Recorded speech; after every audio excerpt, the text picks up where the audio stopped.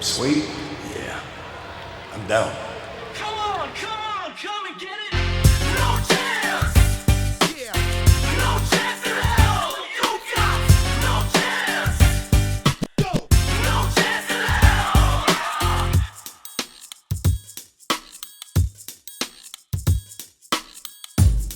At the time of scripting this video, it was just announced that Netflix are putting together a documentary series looking at the rise and fall of Vince McMahon. No one knows if this is going to go in depth about the Janelle Grant accusations or if it's going to be a puff piece, seeing as Netflix is going to be the WWE's new home in a few months' time. Nonetheless, there's going to be a lot more focus on McMahon, and I mean, it's not like Vince didn't like having a spotlight on him every now and then. Case in point, Mr. McMahon became an ECW champion back in 2007.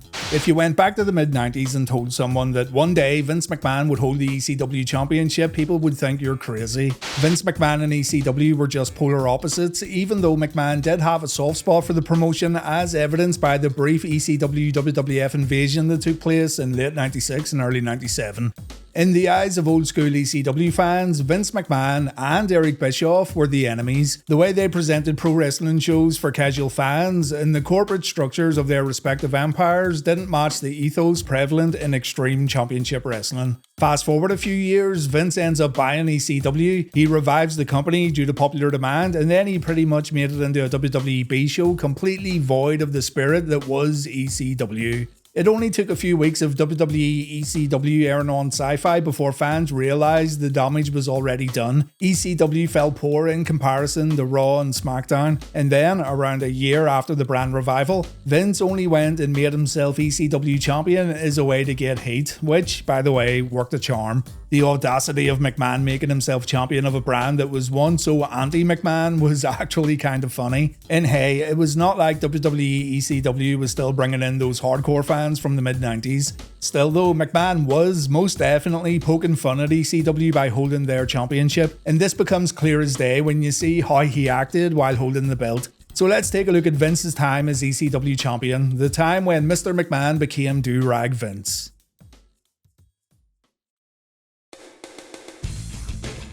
Vince showed up on ECW on the 30th of January 2007 after Donald Trump interrupted McMahon Appreciation Night on Raw the day prior. This was the first time McMahon ever appeared on the show, and he wasted no time at all in telling everyone that the ECW Originals, the old guard of ECW who were still working for the brand, well, they all sucked. The original ECW sucks, and people who like ECW also suck. What ECW needs right now?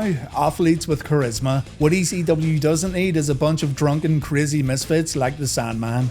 Vince invited Elijah Burke to the ring, someone who Vince thought suited his vision for ECW, and then the ECW Originals showed up to give Elijah a beating, something Vince didn't take too kindly to.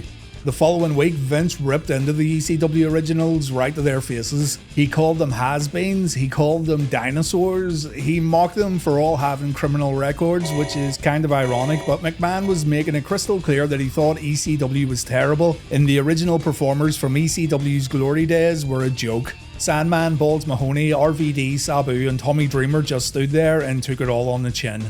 There was a reason for all this though. An ECW Originals versus New Breed match was going to take place at WrestleMania 23, and Donald Trump would end up selecting an ECW wrestler to represent him in the upcoming Battle of the Billionaires match, also at Mania. Trump picked ECW champion Bobby Lashley, while Vince McMahon went with Umaga. Vince and Donald put their hair on the line in this match, and because Bobby Lashley won, Mr. McMahon got his head shaved in the middle of the ring. This was the ultimate humiliation for Vince, seeing as he got embarrassed at the show that he created, and McMahon would take his frustrations out on Bobby Lashley in the weeks that followed.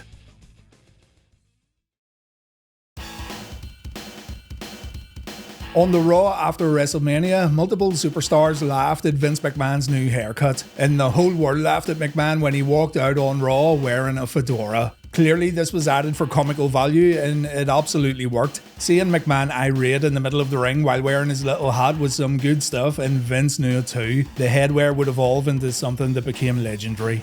Vince made Lillian Garcia announce that he was actually the winner of the Battle of the Billionaires at WrestleMania. He was erasing what really happened from the record books. And Vince announced that he obviously can't take Bobby Lashley's hair in an act of revenge, but he could take his ECW championship. So on this episode of Raw, Lashley would defend his belt against Umaga, and for those who wanted to see McMahon's bald head tonight on Raw, forget about it. Vince announced that his fedora had been surgically cemented around his head. What the fuck? Bobby came out, he removed Vince's hat. McMahon was very embarrassed, so he tried to hide his bald head multiple times. He took JR's cowboy hat and that too got removed, and he also hid under Lillian Garcia's skirt. That got removed too, yeah. Vince found himself a baseball cap later on, and to stack the odds against Lashley, he made the ECW title match a 2-on-1 affair. Armando Estrada would now be teaming up with Umaga, but still the ECW champion retained his title. The following week, Shane McMahon tried to get some revenge for his dad when he challenged Bobby for the ECW Championship. This was a hair versus title match where Shane could have ended up bald too, but Lashley ended up getting disqualified. After the bell, Umaga helped McMahon Jr. deliver a beating to the ECW champion, and Bobby took a ridiculous chair shot right here.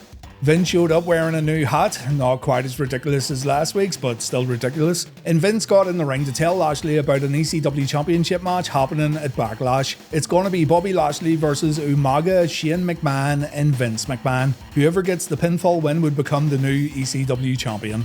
Another new fedora was shown on Raw the following week. This episode came from Milan, so I'm assuming Vince had quite the hat collection he'd take on the road. And this is also the episode where Santino Marella won the IC title on his first night in the company, but that's a story for another time. On the next episode of Raw, which came from London, England, McMahon wore a bowler hat, also known as a billycock hat. Alright, Backlash 2007, Bobby Lashley taking on Vince, Shane and Umaga. This is the debut of Durag Vince. Mr. McMahon said he liked his new look while Shane said, yeah, it looks cool. And you can see that Shane didn't really mean what he was saying here. There also seems to be a bit of friction over who could potentially get the pinfall win for their team tonight if the McMahons can keep Lashley down for the 1-2-3. Vince offers it to Shane, Shane offers it to Vince, but both men look a little apprehensive after offering up the opportunity. Nothing would come of this though, because in the end, Vince McMahon would score the pinfall win after Umaga tagged him in. Durag Vince walked into Backlash looking like he was ready to kick some serious ass, but we all should have known better. Vince decided to stay on the apron throughout most of the match while letting his teammates do all the dirty work. He did have to come in to break up a cover, but he didn't take a single bump throughout the entire match. In the end, Umaga hit the ECW champion with his top rope splash, McMahon told Umaga to tag him in, and Vince won via pinfall. Joey Styles said on commentary he never thought this day would ever happen. He called it the darkest day in the long and storied history of ECW, but Mr. McMahon didn't care. Vince celebrated in the ring with his son Shane. He shook hands with Umaga for a job well done. And whatever old school ECW fans that were left watching at home probably threw their drink at their TV screens, though again, I can't imagine there being very many. Vince grabbed JBL's cowboy hat for a little celebration at the commentary tables, and it all ended with McMahon standing on the entranceway while proudly raising his arms in the air. Vince McMahon was now the king of extreme. He had gotten revenge for WrestleMania 23 while wearing a do-rag. And after the show ended, the ECW Originals showed their disgust at what happened. RVD said this was Vince's way of saying, I won. Tommy Dreamer says he owes his life to the old ECW, but he doesn't believe in the brand anymore. And as for Sabu, it looks like he just remembered that he left the oven on at home.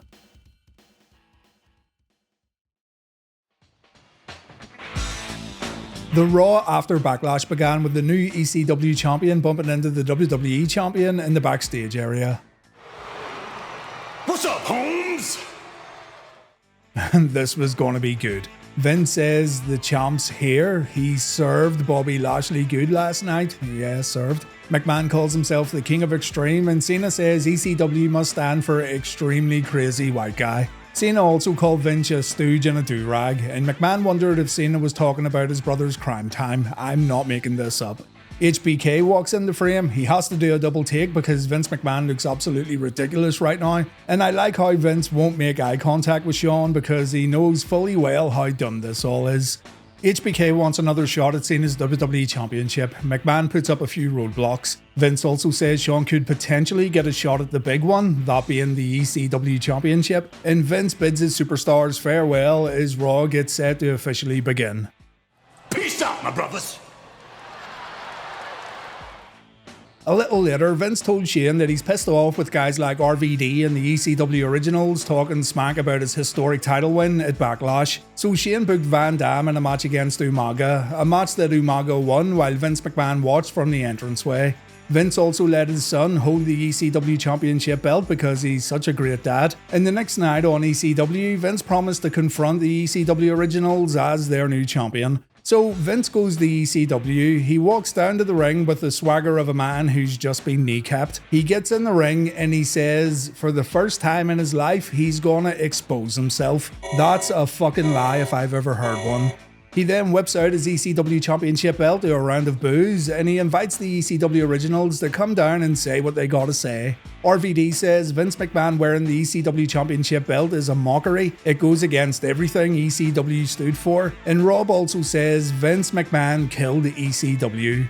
Sabu doesn't speak and Vince says maybe we'll hear from Sabu a little later on, and Sandman decides to turn his back on McMahon instead of saying his piece. When it comes to Dreamer, McMahon draws attention to Tommy's footwear while saying his shoes look fly. Seriously, he said they look fly. Dreamer says it was the fans who brought ECW back and not Vince McMahon. The fans are all about the spirit of ECW while Vince knows absolutely nothing about it. Vince knows these guys want to fight him. Rob Van Dam seems particularly eager to beat the crap out of his boss, so he books a 4-way Extreme Rules match where the winner would get a chance to face Vince next week on ECW television. In the end, RVD was able to win after hitting Sandman with a frog splash, so Van Dam now had the opportunity to fight Vince and reclaim some of that old ECW spirit that Mr. McMahon had stolen away. Before we get to the Van Dam match, Vince made another stop on Monday Night Raw where he got interrupted by Bobby Lashley. McMahon had just given Shawn Michaels a match he was looking for, so Bobby wanted the match he was looking for. Vince warned the former champ that if he lays a hand on him, Shane or Umaga, he'll lose his future ECW title shot, and McMahon then poked fun at Bobby by showing him a recent WWE magazine cover. Vince says the magazine's already out of date, seeing as Bobby's pictured with the ECW Championship, so McMahon got his Photoshop experts to fix the cover and yeah, that looks legit. Vince says he'll give Bobby his title opportunity at Judgment Day, the very next WWE pay-per-view. Bobby's gonna have to once again face Vince, Shane and Umaga if he wants to win the belt, and Vince then tries to provoke Bobby into hitting him. Somehow Lashley kept it together while this maniac screamed in his face, but he did take out some of his frustrations on Jonathan Coachman. The coach took a beating from Lashley as Vince watched on from the entranceway. The ECW champion then went to ECW for his match against RVD. The chairman sure was keeping himself busy, but this match was also changed to a 3-on-1 handicap match. Just like at Backlash, McMahon stood on the apron while his partners did all the dirty work. In the end, RVD took Umaga's Samoan spike. Vince tagged in again to make the cover. Vince McMahon gets a pinfall win over Rob Van Dam on ECW television, and he gets out of the ring before the other ECW Originals get hold of him. Durag Vince was becoming quite the ECW legend without doing any work.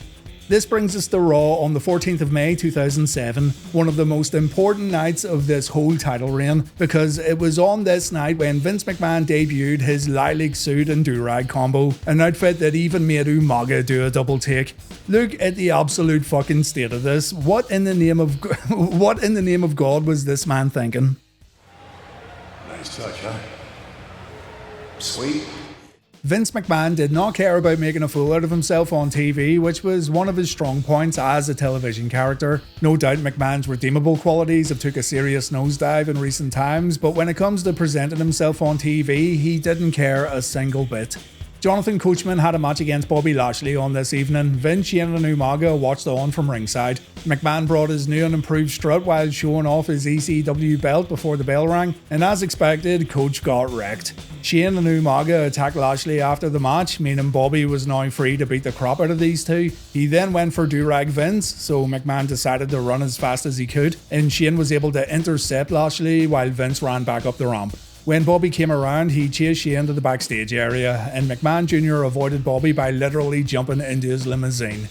Durag Vince then attacked Bobby from behind. Everyone thought Vince was in the limo too, but that wasn't the case. So Mr. McMahon got the last laugh on the Raw before Judgment Day. Vince would make an appearance on ECW just before Judgment Day. Well, he showed up via satellite. McMahon said he was looking pretty good. He thinks he looks pretty sick with his durag, but McMahon reveals that he actually doesn't like covering his head, and even though he's been making quite the fashion statement recently, it's Bobby Lashley's fault that Vince has to wear a wide range of sick headwear. Still, Vince had fun at Bobby's expense by mentioning what he did to him on Raw. Last night on Raw. Booyah! Jesus Christ. McMahon says there's more where that came from, and speaking of which, Vince is going to put Bobby Lashley in a little warm-up match tonight when he faces the New Breed in another 3-on-1 match.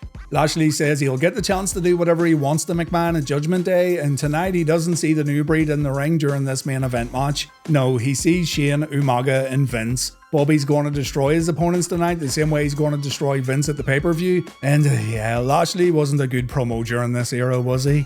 So we arrive at Judgment Day and things went pretty well for Lashley as the match got underway. He got his hands on McMahon for a brief moment, and when Vince's partners tried to help out, Bobby took care of them with ease. Shane got thrown all around the ring, Umaga took a spear, Bobby pinned Shane after performing his Dominator Power Slam, and Bobby won the match. We all thought Vince had just lost the ECW Championship belt and his Durag on this evening, but McMahon allowed Umaga to attack Bobby from behind before he took his championship belt back. Vince then announced that Bobby may have won the match, but he didn't win the belt. Lashley had to pin Vince in order to reclaim the gold, so Vince was still the champion and there was nothing Bobby could do about it.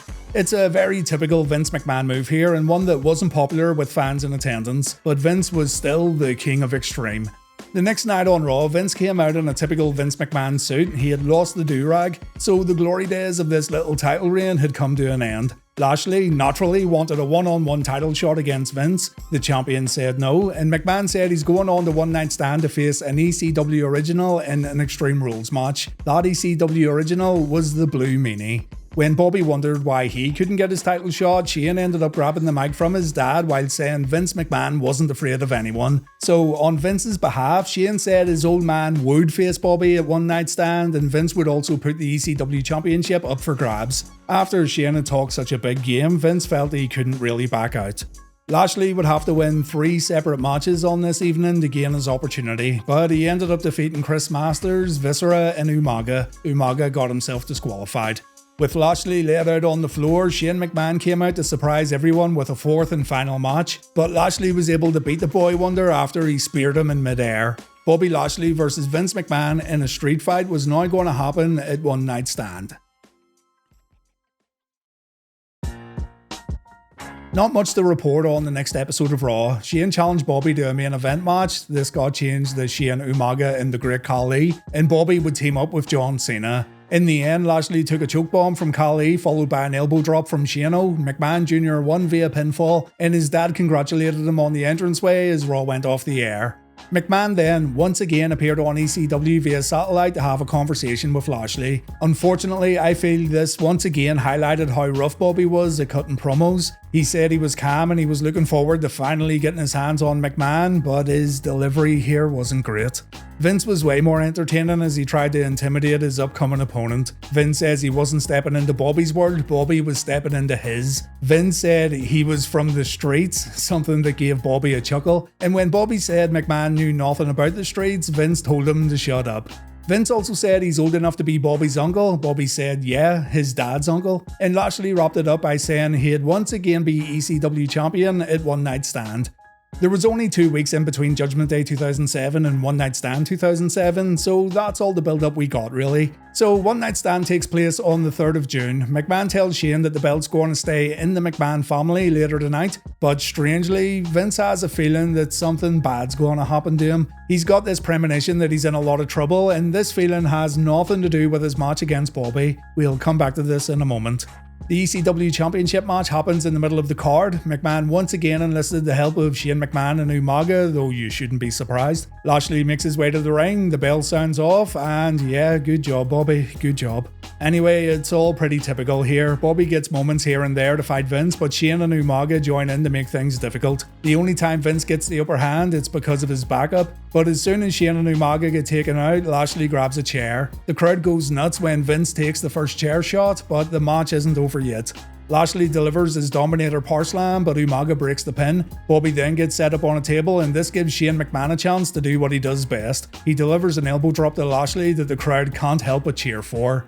This still isn't enough to put Bobby away though. McMahon tried to pin him, but Bobby kicked out. So Umaga does a little more damage and Lashley gets set up for a coast to coast. This should be enough to put the challenger away for good, but Bobby moves out of the way and Umaga gets the trash can kicked in his face. Bobby then delivers a spear to Mr. McMahon, and Bobby Lashley becomes ECW Champion once again. The Vince McMahon ECW arc was now over.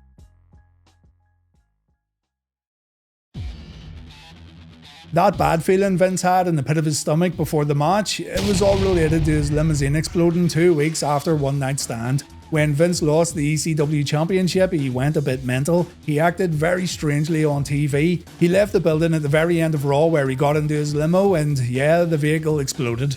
This particular storyline ended up getting cancelled, but if you want to learn more and continue on where this video leaves off, check out my Death of Mr. McMahon video on YouTube. So Vince McMahon is ECW Champion. What are the takeaways here, and what is it that I immediately recall when thinking back to this storyline? Well, it did kind of feel like RVD was right. Vince had no idea what the spirit of ECW was, and Vince holding the belt was kind of one big joke. Many would rightfully argue that the ECW belt didn't have any value anymore anyway, so it didn't really matter. But ECW still had a legacy, and evidently it was a legacy that McMahon didn't really care about. Just like Van Damme said, McMahon loved proving to everyone that he won. He would constantly cut his nose off to spite his face just to get in these unnecessary cheap shots. I know the damage was already done in ECW by the time Vince held the championship, but still, some of his efforts could have went into addressing the problems ECW had instead of making them worse.